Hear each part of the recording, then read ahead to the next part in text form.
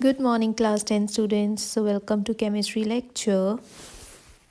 So now let us discuss a new topic of today, that is allotropes of carbon. Now the question is, what is allotropes? Allotropes होते क्या हैं? So what are allotropes? They are the different physical forms in which an element exists. जो element होता है वो कितनी different physical forms में exist करता है उसको हम कहते हैं allotropes. So see the first definition we have for carbon. So element carbon occurs in different forms in nature with widely varying physical properties. तो जो कार्बन है वो भी डिफरेंट फॉर्म्स में एग्जिस्ट करता है हमारे नेचर में और सबकी क्या है different physical properties. So these are called allotropes of carbon. तो कार्बन के कौन कौन से एलोट्रॉप्स हैं? We have diamond, graphite and fullerenes. So both diamond and graphite they are formed by carbon atoms. And दोनों में डिफरेंस क्या है कि कार्बन एटम्स एक दूसरे से कैसे बॉन्डेड है. ग्रेफाइट, डायमंड, फुलरीन्स ये सब किससे बने? कार्बन से. Means carbon they exist in different physical forms which are diamond, graphite and fullerene. और सब में डिफरेंस कहाँ पे है?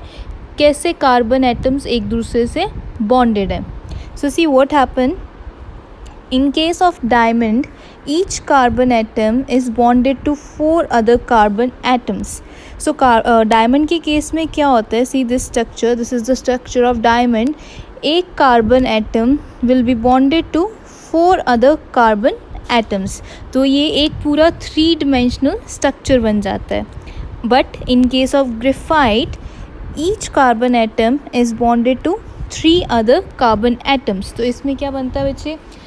एक कार्बन एटम बॉन्ड करेगा 3 कार्बन एटम से. For example this the carbon atom, it is bonded to 1 2 3 carbon atoms. और ये एक हेक्सागोनल एरे होता है. एक पूरी रो बना देते हैं हेक्सागोनल रिंग्स की, like this is hexagonal rings and they form a sheet of hexagonal ring. So one of these bond is double bond and उनमें से एक बॉन्ड क्या होता है? Double bond. सो इस डबल बॉन्ड के कारण कार्बन की वैलेंसी क्या होती है? 4. लेकिन वो तो 3 बॉन्ड्स बना रहे हैं, तो एक बॉन्ड क्या बनता है? Double bond. Graphite structure is formed by hexagonal arrays being placed in layers one above the other. So graphite के स्ट्रक्चर में क्या होता है? हेक्सागोनल एक लेयर बन जाती है and there are various hexagonal layers which are placed one above the another. तो जैसे आपको ये दिख रहा है, ये एक लेयर होगी, ये सेकेंड लेयर होगी और ये एक दूसरे के ऊपर प्लेस होते हैं. So you can see graphite and diamond they both are what? Carbon. लेकिन दोनों में फ़र्क क्या है? The difference is how carbon atoms are bonded together. So next, these two different structures result in diamond and graphite having very different physical properties. तो इन structures के different होने के कारण दोनों की properties भी different है. But their chemical, even though their chemical properties are same. So let us discuss क्या properties में difference है. So you can see here diamond का स्ट्रक्चर 3-dimensional है. ठीक है, चारों के चारे उसको इलेक्ट्रॉन्स जो हैं वो बॉन्डेड हैं. ठीक है, due to this it is a hardest known substance. जो डायमंड है diamond is hardest substance known. But दूसरी तरफ इसमें क्या हो रहा है? इसमें लेयर्स बन रही हैं जो एक दूसरे के ऊपर पैक्ड हैं. So due to this graphite is smooth and slippery. ये स्लिपरी होता है क्योंकि ये जो लेयर्स होती हैं ये एक दूसरे के ऊपर स्लिप कर सकती हैं. ठीक है, then we have next diamond is poor conductor of electricity, but graphite is a very good conductor of electricity. Now the question is how it is a very good conductor of electricity. अब graphite के case में हमने क्या discuss किया कि इसमें 3 electrons bond बनाते हैं और एक क्या होता है? Double bond. बट ऐसे कुछ कार्बन एटम्स होते हैं जिनके पास फ्री इलेक्ट्रॉन्स पड़े होते हैं. सो ये free electrons they are responsible for its conduction of electricity. So next we have how diamonds are synthesized. So see, diamonds can be synthesized by subjecting pure carbon to very high pressure and temperature.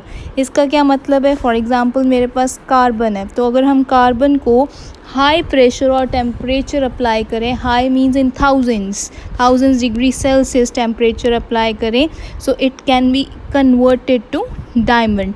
सो हमें diamond मिलते कहाँ से हैं? They are present very down the earth. Why so? Because वहाँ पे temperature और pressure it is quite high.